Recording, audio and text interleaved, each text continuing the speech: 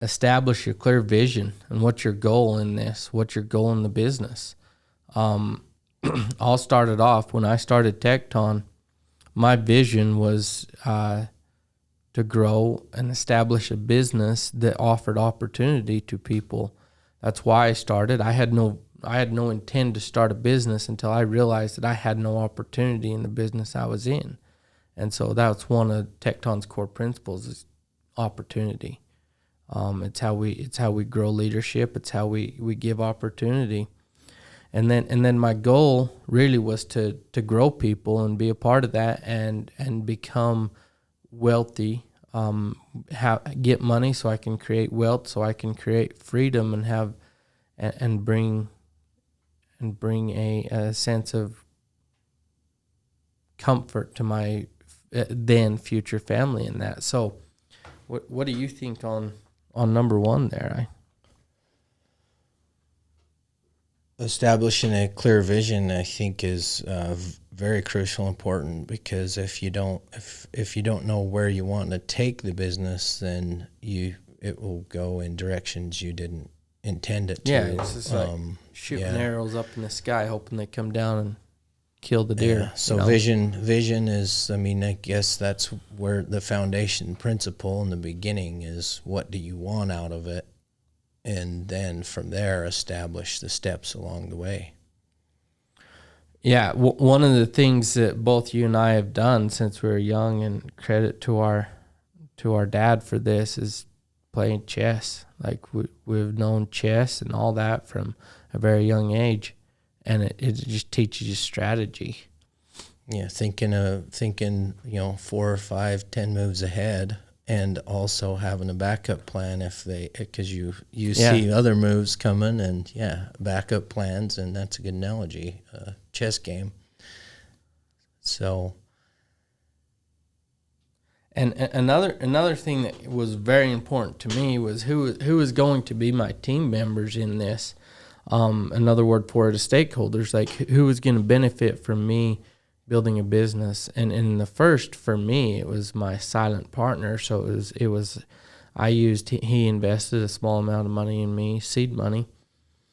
And but before he actually did that, I made sure, like, what's your goal? Like, what would you expect from this company? Because I wanted his whole heart in it, even though he was a silent partner. I don't want to partner with somebody that doesn't give a shit about the company. So we really, I feel like that was a huge part of my launch, is whoever was involved, we made sure our goals aligned. We made sure that we were all focused on the outcome of a successful, money-making, profitable business. Mm-hmm. I think sharing that vision, if you're going to partner with somebody, you have to share a vision, and you have to have a lot of commonality in achieving that business and the way that you would move forward to achieve the vision that you shared in the beginning. Yeah. So, well, let's move on to number 2, because I really think that this had such a big part in just the foundation, and so many people trusted me because I had this foundation with Tecton. Is number 2 is understanding licensing and business requirements. Look, guys, if you don't have your business licensing in order, if you don't have your in construction, your trade license in order, if you don't have your insurances correctly, when you reach out to get plans to bid on and try to sell yourself, sell your service, get some work, they're not going to have confidence in you. But if you have all that stuff in order, they're going to automatically feel like, yes, this guy's new, but he's for real. He's doing all the right steps. I don't have to worry about if he's going to be missing the steps on my project. So it's really important you have that foundation. Not only that, it builds the relationships with those key people, insurance, accounting, lawyers, all that. So let's dive into a little bit about that. Well, because we have to have those things in order to work with other trade partners. Like, I remember when I started my first business, I had no clue how to go do that. So what did I do? I went and found somebody that could help me do it.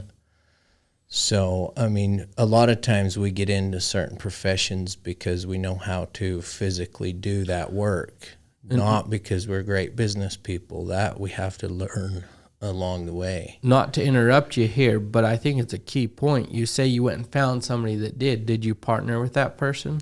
No, I didn't. I just employed their services to help with it. Okay. So they got it set up right and started the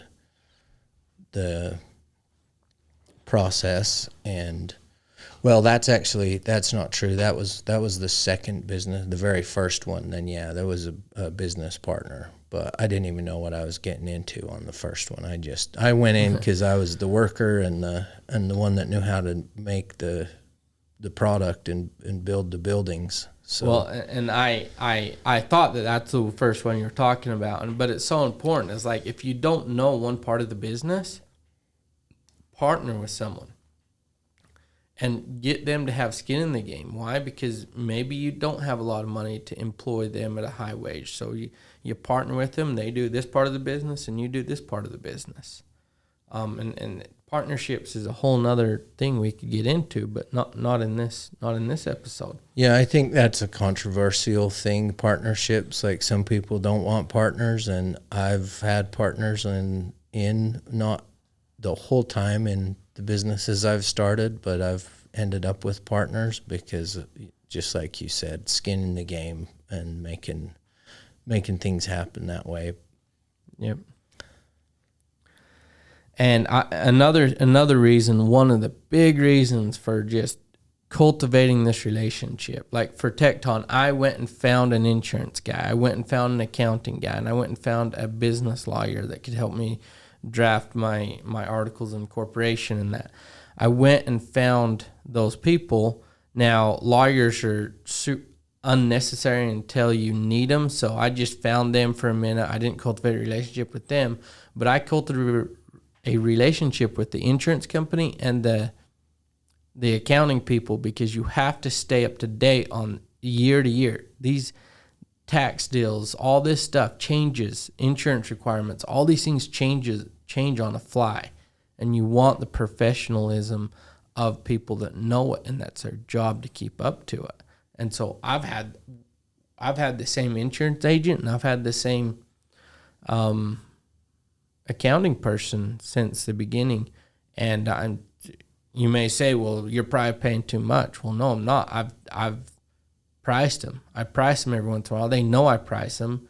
And, it's just we have a really good friendship. Like Brad, our insurance guy, he's really cool. He's fun, and he doesn't Jew us at all. So I think it's super important to have those key people as a relationship. And with you were in the business on your latest business, cultivating that relationship with the banks, because you were having so many so many interactions with them, and so all my clients and stuff, and then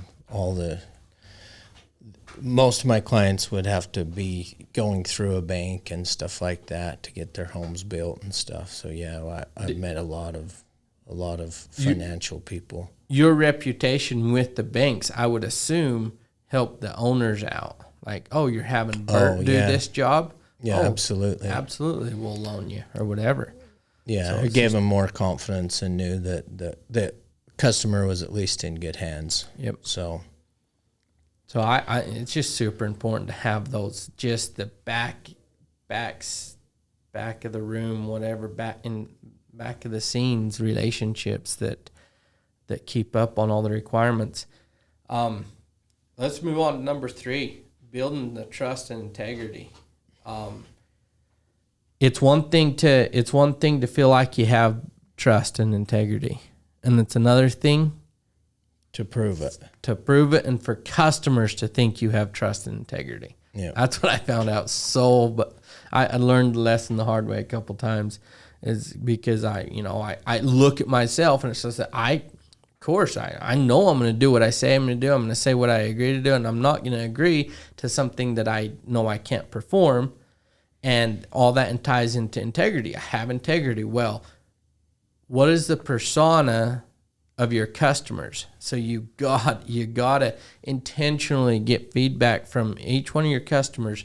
And for me, when I realized that I was dealing with some of my customers not thinking I had the integrity I needed, like I started going back to previous customers before I started the company and saying, did I rub you the wrong way? So I started going to getting feedback from previous friendships from other companies, and it helped me realize what my current customers were dealing with.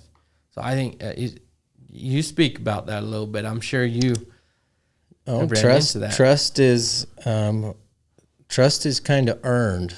Like people can think they're going to trust you and be excited to start a working relationship with you, but you have to perform in a way that builds trust. And sometimes you're using, trust that you've built with other customers, and then you can use them as a reference, and that builds trust in and of itself for other customers to take a chance on you. Yeah.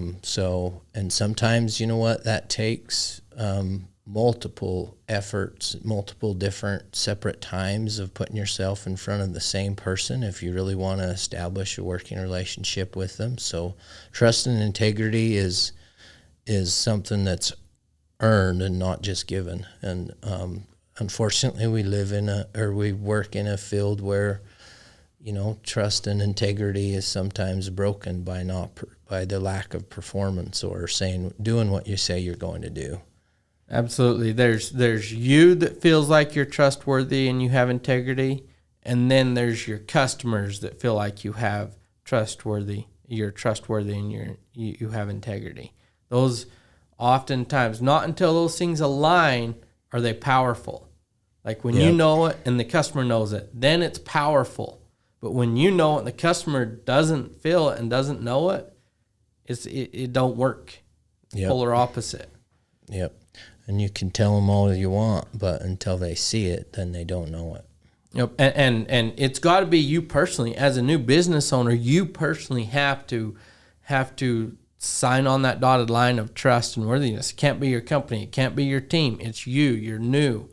But as soon as you get that aligned, then your team will really just fall right into place with that and realize, you know what, he's trustworthy. He's confident, and it takes a really bad team member to not intentionally try to carry that trustworthy and that reputation up. And at that point, you get rid of them. But it's important that you get on that page. You can't depend on one of your team members to go out there and be that trustworthy person. You've got to become that trustworthy person, and then your team follows. Yep. I think I've made, a few mistakes in that regard, like just thinking that we got the ball rolling and it's just going to keep rolling in the right direction when you got to follow through.